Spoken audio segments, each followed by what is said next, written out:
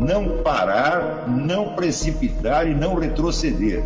Então dizer para esse cara, sabe quando nós vamos parar? Nunca. Nunca na sua porca vida. Né?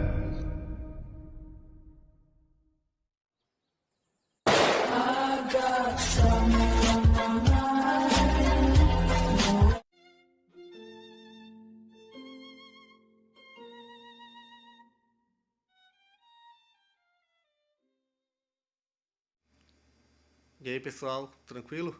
Então vem aqui antes do vídeo começar, pedir para vocês se inscreverem, quem não for inscrito, compartilhar, curtir, comentar. Quem puder seja membro do canal, que isso ajuda bastante. Tem também o link do Apoia-se.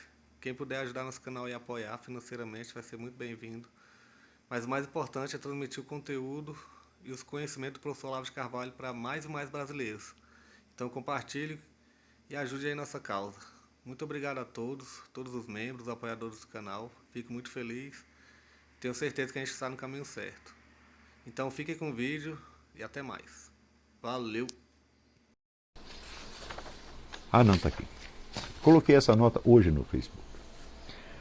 Todos nós que fomos criados no Brasil recebemos o impacto de um caos mental intolerável e sofremos por isso de graves deficiências de percepção e de julgamento. Todos nós, sem exceção. A não ser, evidentemente, aqueles que não são propriamente brasileiros, que chegaram da Europa anteontem, ou chegaram da China anteontem, ou aqueles que perceberam isso e se esforçaram para vencer isso. Percebemos mal a relação tempo-espaço, as conexões causais na vida prática, o nexo de ação e resultado, os valores e proporções na vida moral, etc. Olha, o número de vezes que eu vi pessoas se queixando de que não obtiveram resultado nenhum em ações que elas não praticaram, é uma grandeza. Então, o sujeito não faz, não desencadeia o efeito, ele não obtém a causa e depois ele fica triste porque ele não lembra que ele não desencadeou o efeito. Não é isso? Isso aqui é muito comum no Brasil. Tanto na esfera individual, da vida individual, quanto na esfera pública. Enfim, não sabemos viver. Tive a sorte de perceber isso quando era ainda um adolescente, mediante o confronto do meu desempenho na vida com o de pessoas de origem europeia recente. Bom, eu estava ali na casa de um amigo meu, judeu de origem russa. Estava eu, ele e mais um priminho dele. E estávamos ali fazendo um lanche e de repente chega o pai do menino, senta conosco e pergunta para nós, de onde vieram essas coisas que vocês estão aí comendo? E daí ele foi explicando para nós meticulosamente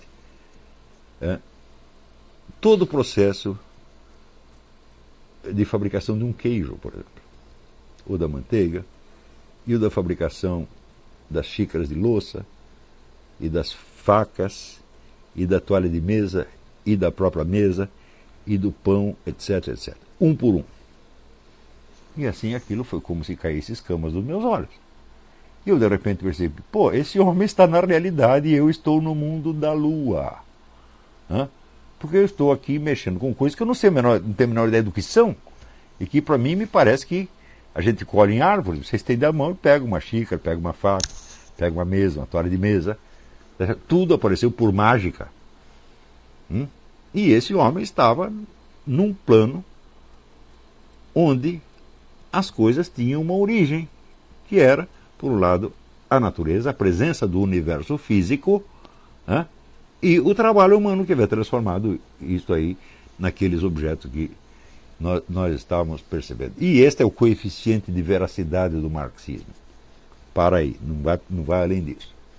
Tá certo? Porém, isso para mim foi um choque de realidade. E eu percebi que só algumas pessoas tinham esta noção densa da realidade. Realidade que se constitui de uma presença física e de uma ação que se desempenha ali e que é o tecido da nossa própria vida. Só algumas pessoas tinham essa noção e todas essas pessoas eram de origem europeia recente. Então, ou o pai tinha vindo da Europa, ou a própria pessoa era húngaro, era russo, era alemão, alguma coisa assim, e fala, eu não vi um brasileiro que tivesse isso. Então,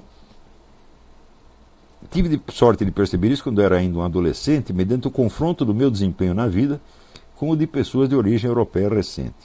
Cheguei à conclusão de que eu era um sonso, um bobão em toda a linha. Fiquei estarrecido e comecei um trabalho de autorreforma que levou mais de 20 anos. Até hoje me impressionam a inépcia, a falta de sentido prático dos brasileiros, não raro mal compensadas por alguma habilidade profissional específica. Por exemplo, o sujeito é um empresário e investidor, sabe fazer dinheiro e se gaba de ser, por isso, um homem prático, mas não sabe resolver conflitos domésticos banais ou planejar suas férias sem transformá-las num pesadelo, e assim por diante. Por exemplo, surge um conflito entre o filho e a mãe, e o pai não sabe botar aquilo. Pergunta para mim se isso acontece. Surge um problema aqui entre o filho e a mãe. Se eu levar mais de 1 minuto para resolver isso, eu sou a besta quadrada. Eu resolvo e pacifico a coisa na hora, porque eu sei como funciona, meu Deus do céu. No entanto, os homens práticos são empresários, são generais de exército, são investidores, são políticos, tomam grandes decisões, acham que são homens práticos porque têm o domínio da prática na sua profissão específica, mas não tem na vida. Então, o resultado não tem sentido prático nenhum, mas tem um sentido prático especializado numa área desse tamanho. Ele sabe administrar, por exemplo, uma fábrica, mas não sabe administrar a sua porca vida. Isto que falta para todos os brasileiros. Todos, sem exceção. A não ser aqueles que foram beneficiados por uma outra cultura. Eu digo que foi nos Estados Unidos, em 1986, que pela primeira vez eu percebi que algum problema prático tinha solução. Por quê? Porque no Brasil eu nunca tinha visto ninguém resolver nenhum problema prático. Juro para vocês, tudo quanto era problema que aparecia virava uma desgraça, uma tragédia. E de repente você via aqui pessoas que, peraí, vamos pensar como é que a gente faz. Dá para fazer assim, dá para fazer assim, dá para resolver. Então eu percebi que os americanos eles tinham um repertório de possibilidades de vida que transcendia infinitamente as possibilidades do brasileiro. Então eu vi, bom, na América é o lugar do possível e no Brasil é a terra do impossível. Tudo fica impossível. Por exemplo, eu vivo convidando pessoas para vir para cá. Vem passar um tempo aqui. Daí o sujeito responde assim, não, mas para isso, assim, eu preciso divorciar da minha mulher, vender meu apartamento, obter não sei quanto de renda na Bolsa de Valores e comprar um cachorro, e etc, etc, etc. E daí eu vou.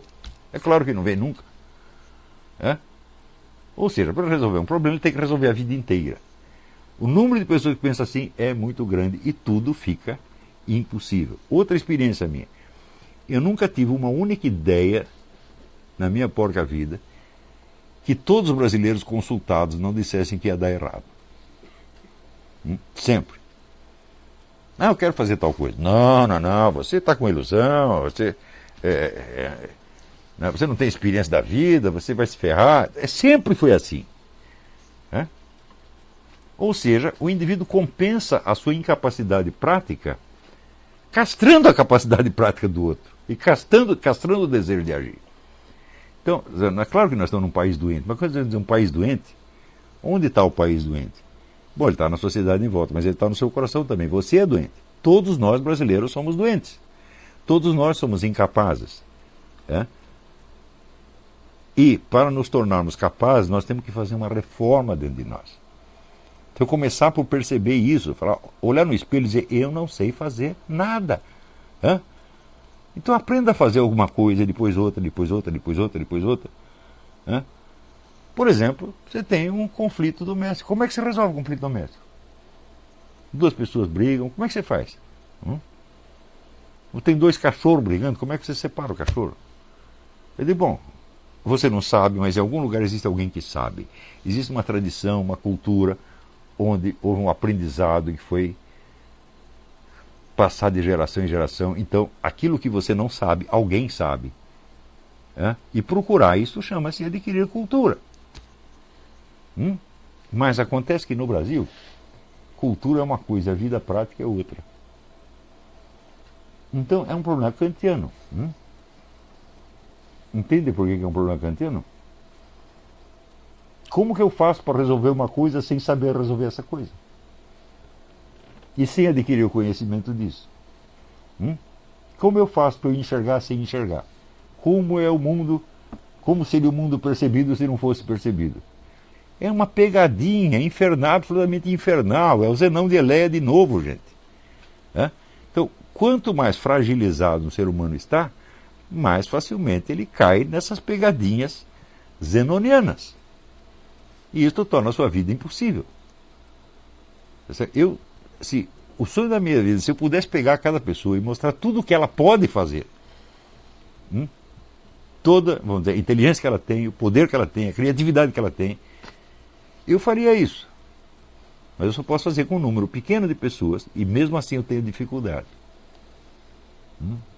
Mas eu sugeriria o seguinte, eu tive a sorte ou a esperteza, sei lá, de não me projetar como formador de opinião antes de aprender e vencer essas inúmeras dificuldades correspondentes às camadas 6 e 7 da personalidade. Pensem nisso antes de passar pito nos seus amigos por alguma opinião que lhes pareça errada. Gente, eu só comecei a dar palpite publicamente com 40 e tantos anos. Não passei pito em ninguém antes. E quando eu passo pito, bicho, é assim, é com toda uma experiência de vida atrás, experiência muito densa. Eu vivi 20 vidas. Eu passei por coisas que as pessoas não conseguem nem imaginar. E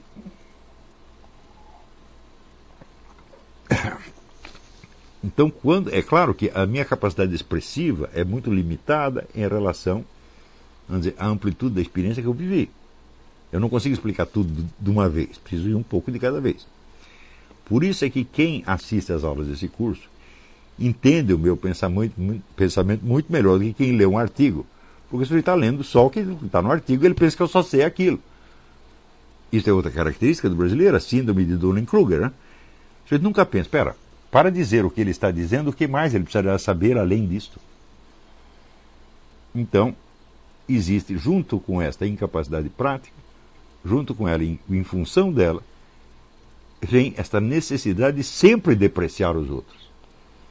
E buscar uma compensação, porque a impotência diante da vida é uma coisa terrível. Eu quero tudo e não posso nada. Estou amarrado por todos os lados. Claro que você vai ter ódio do universo. Então você vai culpar Deus. Mas culpar Deus não posso, porque eu sou católico, etc. Então você vai encontrar alguém para você criticar, para você falar mal, para você esculhambar. Então é uma compensação. E é negócio caranguejo no balde. O caranguejo está saindo do balde, o outro puxa. Ele vem para baixo. Então vira uma tragédia. Tudo isso, gente, é superável. Mas o único que precisa saber, olha, quando você é novinho, tome consciência de que, primeiro, você é incapaz. Segundo, você é anormal. Pessoas normais não existem no Brasil, porque não tem norma. Não existe um padrão de normalidade no Brasil. Existem padrões de normalidade grupais. Onde você, para ser considerado normal, você precisa se ajustar à loucura daquela turma em particular. Mas um padrão de normalidade que seja reconhecido na sociedade não existe, simplesmente. Em outros países existem. Chega aqui nos Estados Unidos, todo mundo sabe o que é um nego normal ou anormal. E quando vê que o nego está normal, eles falam, you need help. Qualquer um percebe isso quando o sujeito need help. No Brasil tem camarada totalmente louco, está louco há várias décadas. E ninguém percebe que o nego está louco, porra. Então, tem uma pergunta aqui. Pergunta talvez meio básica, mas eu acho que pode ser que ilustre o que você está falando. Você acha que para superar essas barreiras, um bom método de autossuperação seria você passar a adquirir gosto pelos desafios ao invés de... Eu não digo que isso seja um método... o método que se aplica a tudo, mas sem isso não dá para fazer nada. E também objetivos que façam você lançar objetivos, alvos, né? Que você, por exemplo, quando você percebe que você tem uma incapacidade, a primeira coisa que você tem que perceber e aceitar. Por exemplo, vamos supor, você é covarde. Ótimo, então vamos partir daqui. Eu sou covarde. Como é que eu faço para deixar de ser? Então, primeiro, você tem que conhecer alguma pessoa corajosa. E em vez de você odiá-la porque ela é melhor que você vai ter que aprender com ela, pô. E enfrentar situações E enfrentar situações. testar, né? A pessoa só nos testa. Ela Claro. Eu, quando era adolescente, eu tive um grande professor de coragem, que era um amigo meu, que era um gaguinho. E por ele ser um gaguinho, baixinho, tá certo? Ele compensava isso com atos de bravura cada vez maiores, maiores, maiores. E eu falei, pô, isso aí é legal, eu vou fazer a mesma coisa, porque daí eu vou ficar corajoso como ele. E isso me fez muito bem. Agora, se eu ficasse com raiva dele por ele ser corajoso, eu teria ficado covarde. E assim por diante. Tudo desse mundo dá para você aprender, mas você só consegue aprender aquilo que você ama. E quando você ama uma qualidade, você ama quem possui essa qualidade. E esse amor vai impregnando você das qualidades do outro. Então você pode superar todos os problemas da vida, mas mediante o amor ao próximo. Tá certo? Agora, não buscar a compensação, vamos dizer, do azedume, da crítica. Nunca fazer isso na sua vida. Então,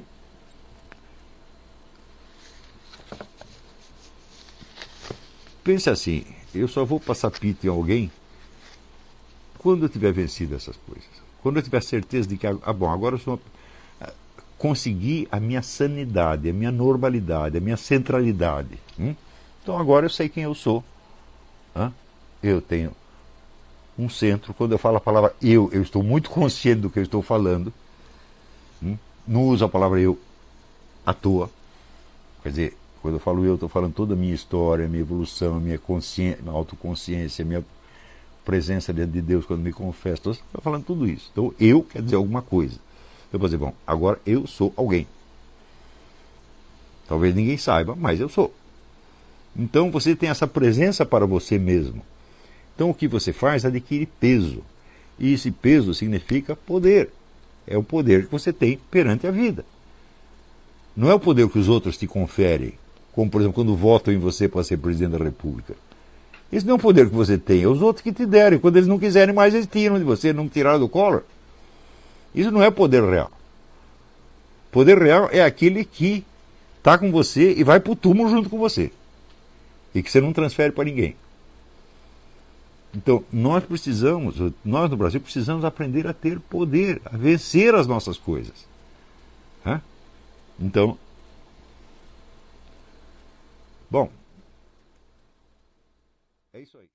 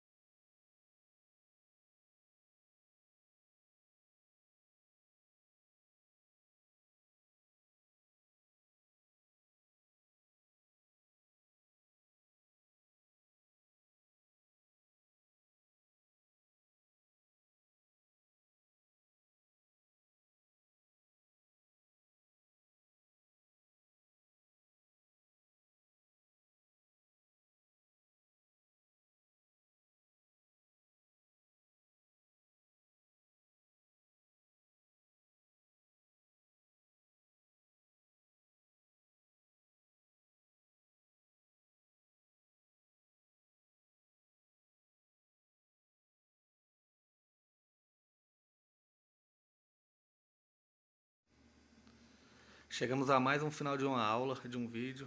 Espero que tenham gostado. Quem não se inscreveu ainda, se inscreva, compartilhe, comente. Ajude nosso canal, apoie, seja membro. E ajude o nosso canal a chegar a cada dia a mais brasileiros que precisam muito do conhecimento do professor Olavo de Carvalho. Então é isso aí, fique com Deus, até o próximo. Valeu. Então é isso aí, pessoal. Que é o nosso canal. Que são alguns livros que eu já li. A maioria foi doação, mas alguns eu adquiri, professor Olavo de Carvalho. Alguns livros se perderam aí que eu emprestei. Professor Alexandre Costa. A Bíblia Sagrada. 10 lições sobre Karl Marx. Indico a não ler esse livro, que é muito ruim mesmo. Alguns pensadores aqui que realmente, como o professor Olavo de Carvalho disse, não são pensadores. Valeu, tamo junto aí. Apoie nosso canal, seja membro.